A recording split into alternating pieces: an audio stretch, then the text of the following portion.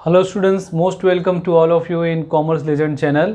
सो आज के हम इस लेक्चर में देखने वाले हैं अकाउंटिंग स्टैंडर्ड के बारे में। तो इसमें आईएफआरएस के बारे में देखेंगे और इंडियन अकाउंटिंग स्टैंडर्ड्स के बारे में देखेंगे। सो ये लेक्चर्स बहुत ही इम्पोर्टेंट है और ये सिर्फ और सिर्फ आपके 11th के लिए ही इम्पोर्टेंट नहीं है। आप लोग जो इन फ्यूचर में सीए करेंगे तभी भी आपको ये टॉपिक्स आने वाला है। तो बहुत ही इम्पोर्टेंट लेक्चर्स है। सो यहाँ पे आप ज़रूर से ज़रूर इसको वीडियो को पूरा देखना। और लेक्चर स्टार्ट करने के पहले आप लोगों से रिक्वेस्ट है कि आप लोग जो है इस चैनल को ज़रूर से ज़रूर सब्सक्राइब कीजिए, कॉमर्स लेजेंड चैनल को। और आपके फ्रेंड सर्कल में भी जो है इस चैनल को फॉरवर्ड कीजिए ताकि उन्हें भी बेनिफिट मिल सके। सो आइए देखते हैं अकाउंटिंग स्टैंडर्ड के बारे में। So chapter number 1 introduction to book keeping and accountancy.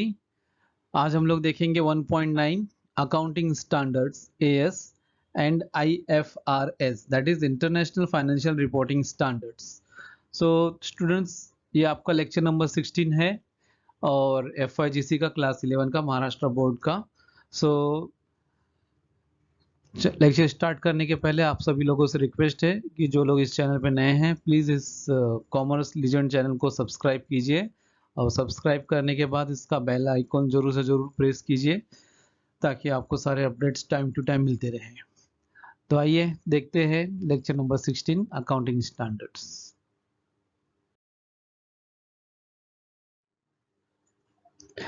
Accounting standards को जो है शॉर्ट फॉर्म में एएस लिखा जाएगा एंड आईएफआरएस, और आईएफआरएस के बारे में हम लोग देखेंगे। ठीक है, तो पहले अकाउंटिंग स्टैंडर्ड्स के बारे में देखेंगे हम लोग।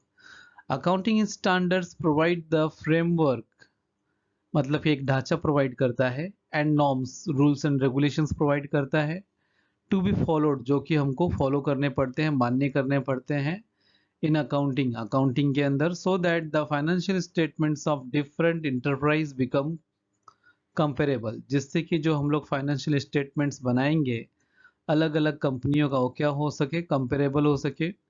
It is necessary to standardize the accounting principles to ensure consistency, comparability, adequacy and reliability of financial reporting. सबसे पहले तो मैं आपको बता दूं कि अकाउंटिंग स्टैंडर्ड्स कॉन्सेप्ट क्या है, इसका मतलब क्या होता है। देखिए स्टूडेंट्स, ऐसा है कि हर एक मतलब कि जैसे कि मैथ्स है, साइंस है, ठीक है, हर एक चीज का जो है अपना एक स्टैंडर्ड होता है। जब वो उसका स्टैंडर्ड होगा तभी वो थिंग्स जो है काफी जो है टॉप लेवल की होगी। ठीक है ना, तो ऐसे ही जो है हमारा अकाउंट्स जो है, अकाउंट्स के अंदर भी एक स्टैंडर्ड होता है और वो स्टैंडर्ड जो है हर किसी को मेंटेन करना पड़ता है, हर किसी को फॉलो करना पड़ता है। तब जाके हम लोग जो अकाउंटिंग वर्क करेंगे, जो अकाउंट्स हमारा बनेगा, वो जो है सभी का एक जैसा रहेगा। मतलब कि सभी का जो रूल्स एंड रेगुलेशंस फॉलो करके जो लोग अकाउंट्स बनाएंगे वो सबका जो है एक जैसा रहेगा। तो अकाउंटिंग में भी हमको स्टैंडर्ड मेंटेन करना पड़ता है। तो यहाँ पे जो स्टैंडर्ड का मतलब है वो है, मतलब नॉर्म से मतलब है, ठीक है, मतलब कि रूल्स एंड रेगुलेशन से, फ्रेमवर्क से मतलब है, ठीक है। और सभी लोग जो है सेम अकाउंटिंग स्टैंडर्ड मेंटेन करेंगे तो जो भी रिपोर्ट बनेगा वो रिपोर्ट क्या होगा, स्टैंडर्डाइज होगा।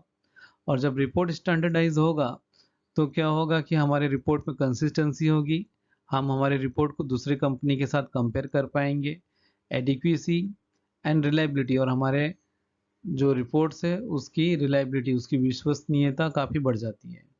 So that is the accounting standards. ठीक है, सो बहुत सारी ऐसी चीज़ें हैं हम लोग जो अपने डेली लाइफ में देखते हैं, हर किसी का एक अपना स्टैंडर्ड होता है। ठीक है, एक छोटा सा एग्जांपल के तौर पे देखा जाए तो जैसे कि कुछ मोबाइल्स का अपना एक अलग स्टैंडर्ड होता है, कुछ इलेक्ट्रॉनिक आइटम्स का अलग स्टैंडर्ड होता है, ठीक है।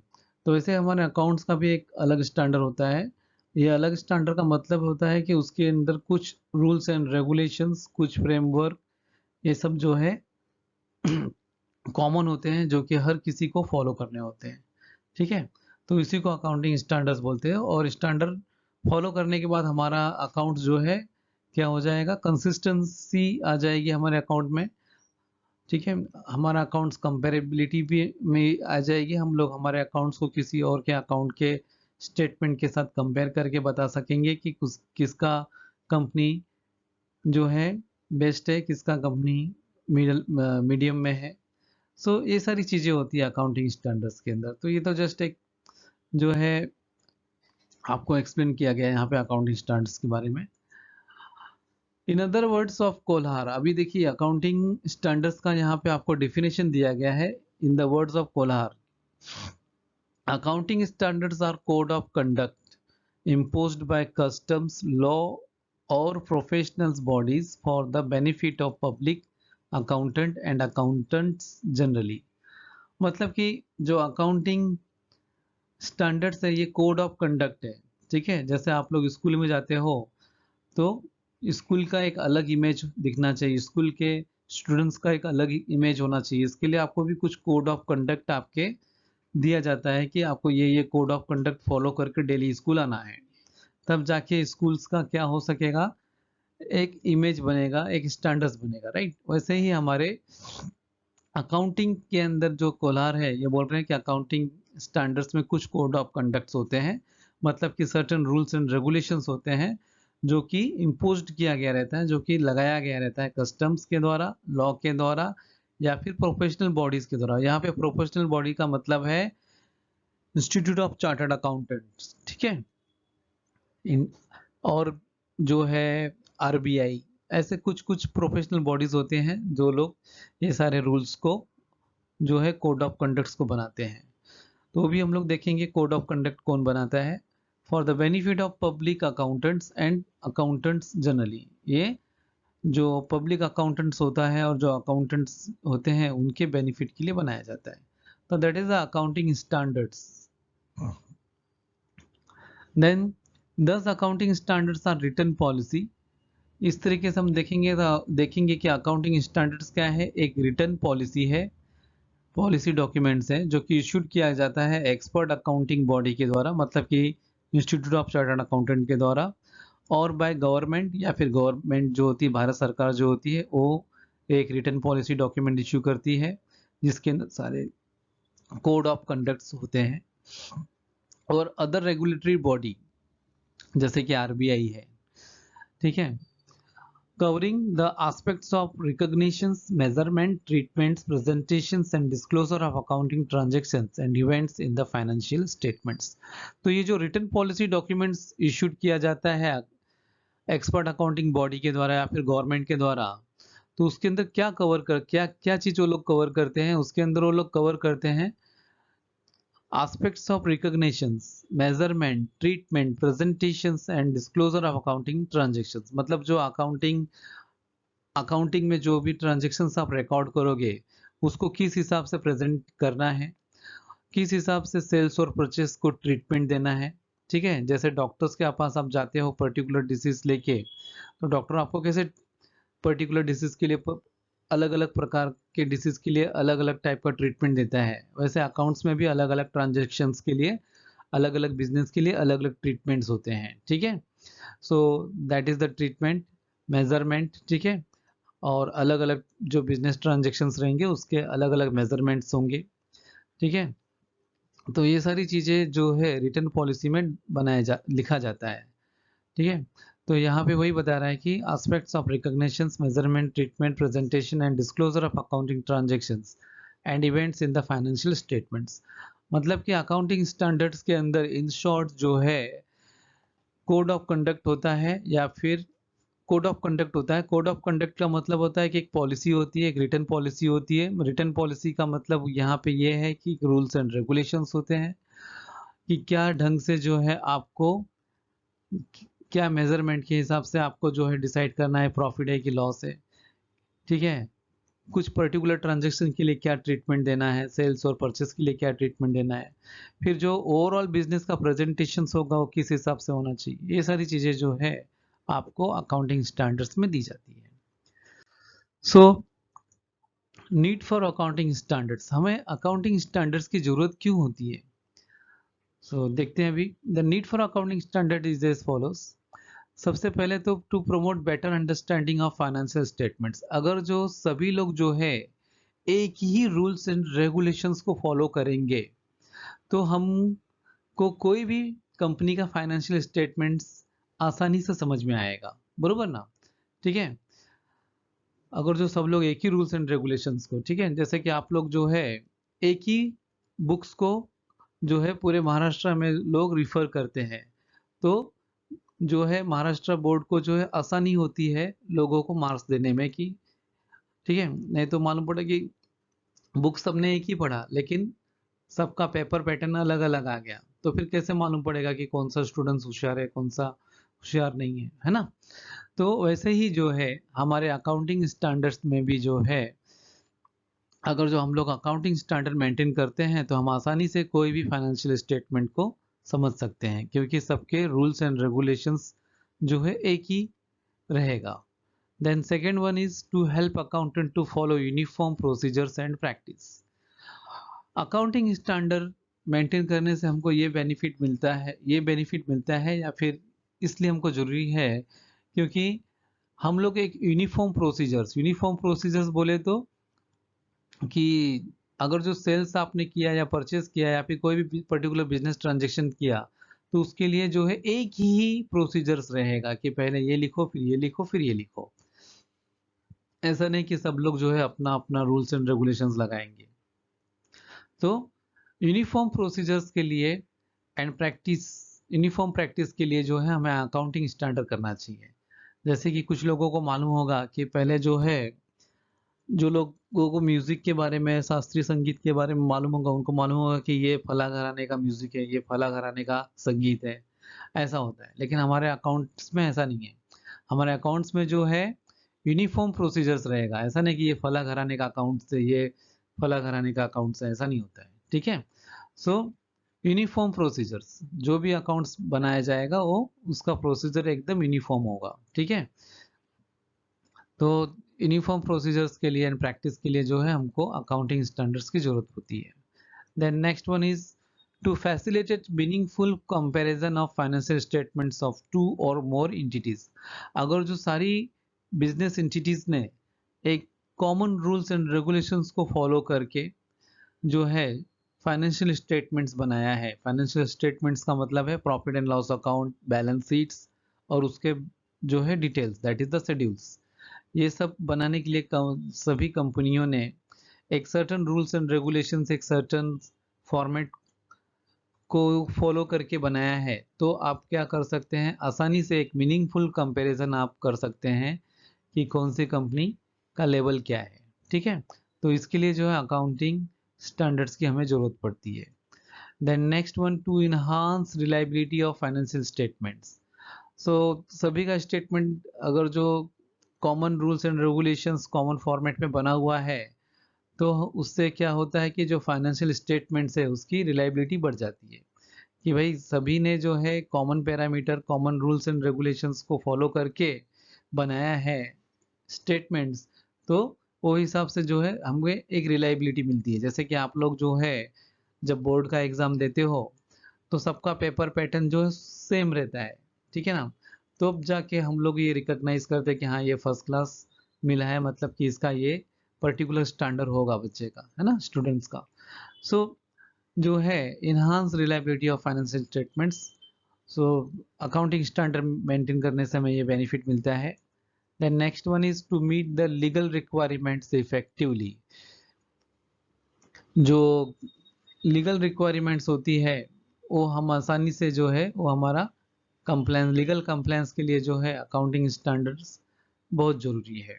ठीक है, लीगल रिक्वायरमेंट्स बोले तो जैसे कि आपने जो है इंटरेस्ट का इफेक्ट दिया है कि नहीं, टैक्सेस का इफेक्ट दिया है कि नहीं, ठीक है ना? तो ये सारे इफेक्ट्स आपको देना ही पड़ेगा अगर जो आप जो है अकाउंटिंग स्टैंडर्ड को मेंटेन करते हैं तो to meet the legal requirements. Okay, so next one is financial international financial reporting standards. ये इंटरनेशनल फाइनेंशियल रिपोर्टिंग स्टैंडर्ड्स क्या है देखते हैं। ठीक है, तो ऊपर हमने देखा नीड फॉर अकाउंटिंग स्टैंडर्ड्स, अभी हम आई एफ आर एस देखेंगे।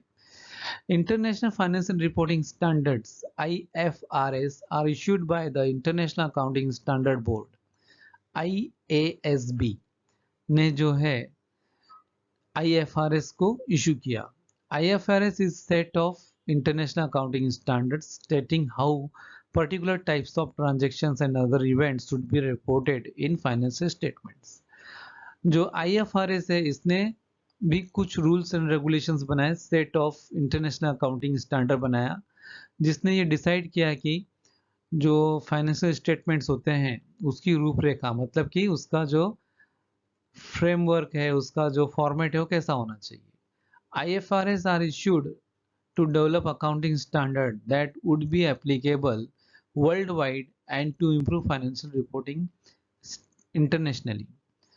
जो अकाउंटिंग स्टैंडर्ड्स है IFRS, ये इशू किया गया इसलिए कि इंटरनेशनल लेवल पे हम जो है अकाउंटिंग के रिपोर्ट्स को स्टैंडर्डाइज कर सके. आप बोलेंगे इंटरनेशनल लेवल पे हमको अकाउंट्स को स्टैंडर्डाइज करने की क्या ज़रूरत है. सो जैसे कि आप मल्टीनेशनल कंपनी का रिपोर्ट्स देखेंगे, मल्टीनेशनल कंपनी तो बोले का मतलब ये होता है कि वह कंपनी जो मोर देन वन कंट्री में जिसका बिजनेस है. तो ऐसी बहुत सारी कंपनी है जिसका जो है एक से ज़्यादा कंट्रीज़ के अंदर बिजनेस है.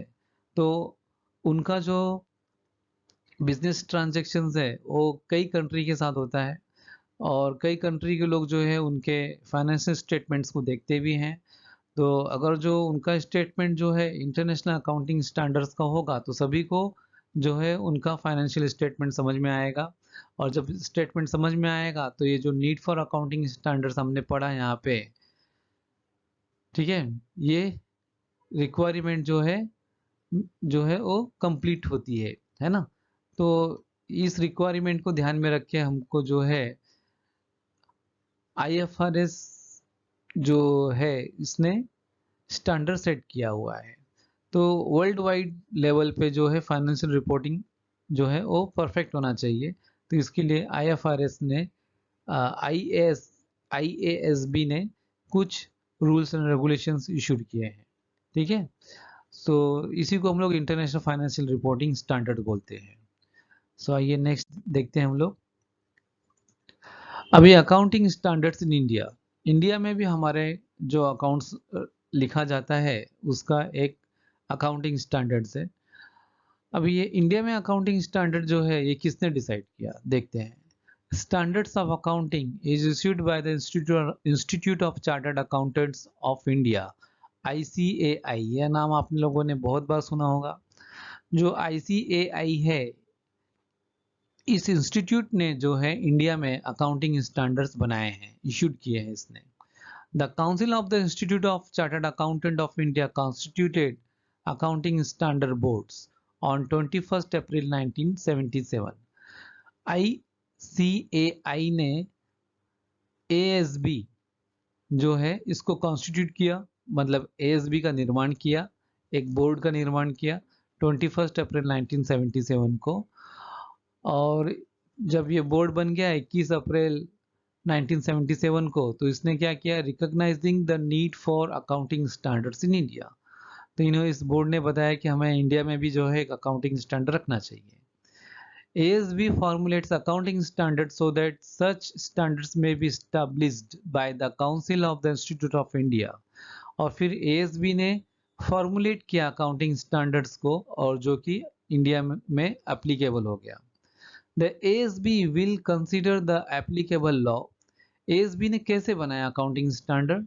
ASB ने क्या किया, कंसिडर किया, समझ के लिया जितने भी एप्लीकेबल लॉ है इंडिया में, जो भी कस्टम्स है इंडिया में, और जो भी यूसेज है लॉ के, बिजनेस इन्वायरमेंट को समझ के लिया, and the international accounting standards, और जो इंटरनेशनल अकाउंटिंग स्टैंडर्ड है इसको भी जो है समझ के लिया. ठीक है, और ये सब समझ के उन्होंने एक मिक्स प्रोडक्ट बनाया. ठीक है, इसका एक मिक्स प्रोडक्ट बनाया, उसी को हम लोग बोलते हैं अकाउंटिंग स्टैंडर्ड्स इन इंडिया. सो ये सब कंसीडर करके क्या किया, वाइल फ्रेमिंग अकाउंटिंग स्टैंडर्ड, जब ये लोग अकाउंटिंग स्टैंडर्ड बना रहे थे तो इन लोगों ने जो है इन सारी चीज़ों को मिक्स किया. ठीक है, एक पेपर पे इन लोगों ने लिखा इन सारी चीज़ों को, और फिर अकाउंटिंग स्टैंडर्ड फ्रेम किया इंडिया में.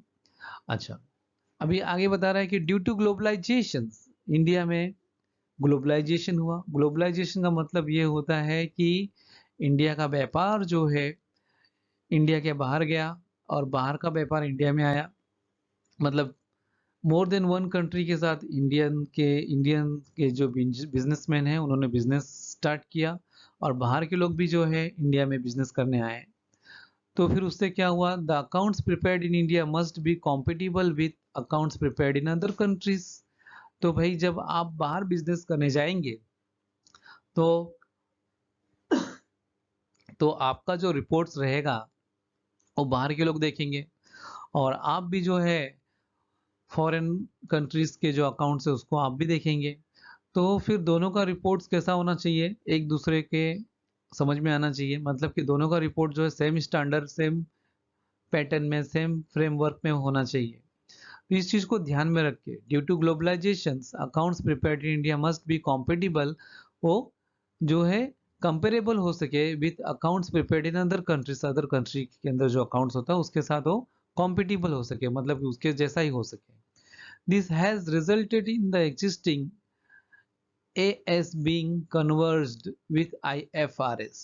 तो जो इंडिया का अकाउंटिंग स्टैंडर्ड बना वो इंटरनेशनल लेवल का जो स्टैंडर्ड है उसको साथ कॉम्पिटिबल हो सके, इसके लिए IFRS ये जो स्टैंडर्ड है वो फाइनली प्रिपेयर किया गया। ठीक है, कन्वर्ज्ड हो गया। तो AS जो है बीइंग कन्वर्ज्ड, AS अकाउंटिंग स्टैंडर्ड जो है इंडिया का, इसको हमने कन्वर्ट कर दिया IFRS के साथ। ठीक है, this convergence has resulted in what is known as IND-AS। So ये जो कन्वर्जेंसी है इसी को हम लोग बोलते हैं Indian accounting standards. Indian accounting standards are basically the international accounting standards which have been modified in accordance with Indian accounting policies, customs and traditions। जो accounting standards है IFRS, Indian accounting standard क्या है, basically international accounting standard ही है, IFRS ही है, which have been modified, जो कि हमने modify किया in accordance with Indian accounting practice. तो उसको इंडिया के अकाउंटिंग प्रैक्टिस के हिसाब से हमने उसको मॉडिफाई किया। तो उसी को हम लोग बोलते हैं अकाउंटिंग स्टैंडर्ड्स इन इंडिया। ठीक है, अच्छा, अभी इंडियन अकाउंटिंग स्टैंडर्ड जो है ये applicable to all big companies. ठीक है, जो इंडिया में जितनी भी बड़ी बड़ी कंपनीज हैं उन सभी को इंडियन अकाउंटिंग स्टैंडर्ड जो है एप्लीकेबल है। Accounting standards applicable to smaller business units. अभी देखिए, Indian accounting standard applicable to all big companies और ओनली अकाउंटिंग स्टैंडर्ड जो है जहाँ पे इंडियन वर्ड नहीं है, IND वर्ड नहीं है, यहाँ पे खाली अकाउंटिंग स्टैंडर्ड वर्ड है, ये applicable to smaller business unit. ठीक है, अभी AS जो है लोकल लेवल पे समझिए और IND-AS इंडियन अकाउंटिंग स्टैंडर्ड को जो है इंटरनेशनल लेवल पे समझिए आप। ठीक है, अच्छा, आगे क्या बता रहा है ये, इन फ्यूचर आने वाले टाइम में इंडियन अकाउंटिंग स्टैंडर्ड जो है ये एप्लीकेबल होगा सभी बिजनेस यूनिट्स को। ठीक है, सो स्टूडेंट्स, इस तरीके से हमने यहाँ पे अकाउंटिंग स्टैंडर्ड्स इन इंडिया देखा। सो अकाउंटिंग स्टैंडर्ड देखने से हमको सिर्फ और सिर्फ ये समझ के लीजिए आप कि अकाउंट्स को जो है एक लेवल मेंटेन करने के लिए, अकाउंट्स में एक लेवल मेंटेन करने के लिए हमने क्या किया है, अकाउंटिंग में certain rules and regulations, certain जो है रिटर्न पॉलिसीज, ये सब जो है हम लोग ने ड्राफ्ट किया और ड्राफ्ट करके उसको जो है रूल में, पॉलिसी में कन्वर्ट करके उसका एक अकाउंटिंग स्टैंडर्ड बना दिया। ठीक है, ताकि जो भी इंडिया में अकाउंट्स हो या फिर इंटरनेशनल लेवल पे अगर जो इंडिया का अकाउंट देखा जाए तो उनके उनके अकाउंटिंग जो रिपोर्ट्स है उसके साथ हमारा रिपोर्ट जो है कंपेरेबल हो सके। ठीक है, so that is the accounting standards in India. Okay, so students, यहाँ से आपका ये लेक्चर ख़त्म होता है और नेक्स्ट लेक्चर में हम लोग देखेंगे इंडिया के कुछ अकाउंटिंग स्टैंडर्ड्स जो मेन अकाउंटिंग स्टैंडर्ड्स है। तो thanks for watching commerce legend channel का अकाउंटिंग स्टैंडर्ड वीडियो। और लेक्चर एंड करने के पहले आप सभी लोगों से रिक्वेस्ट है कि आप सभी लोग जो है इस चैनल को ज़रूर सब्सक्राइब कीजिए, लाइक कीजिए और कमेंट सेक्शंस में आप लोग जो है कमेंट्स ज़रूर मेंशन कीजिए कि आपको ये लेक्चर कैसा लगा। और एंड में आप लोग इस वीडियो को अपने फ्रेंड सर्कल में फॉरवर्ड कीजिए ताकि उन्हें भी जो है अकाउंटिंग स्टैंडर्ड लेक्चर का जो है बेनिफिट मिल सके।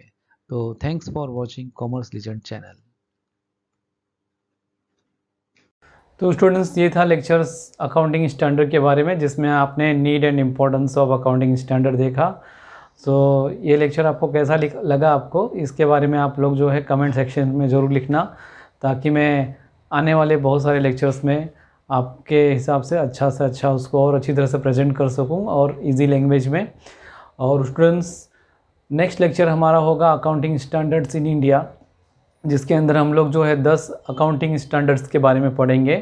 टोटल 32 अकाउंटिंग स्टैंडर्ड है, लेकिन हम लोग आपके सिलेबस के हिसाब से 10 अकाउंटिंग स्टैंडर्ड देखेंगे। सो नेक्स्ट लेक्चर ज़रूर से ज़रूर देखना। और जाने के पहले एज़ यूजुअल मैं आप लोगों से रिक्वेस्ट करता हूँ कि प्लीज़ आप लोग जो है कॉमर्स लीजेंड चैनल को सब्सक्राइब ज़रूर कीजिए और अपने फ्रेंड सर्कल में भी जो है इस चैनल को फॉरवर्ड कीजिए, लाइक कीजिए। और टेलीग्राम चैनल भी है हमारा, उस टेलीग्राम चैनल से भी जुड़िए लेटेस्ट अपडेट पाने के लिए, एजुकेशनल अपडेट्स। तो thanks for watching commerce legend channel.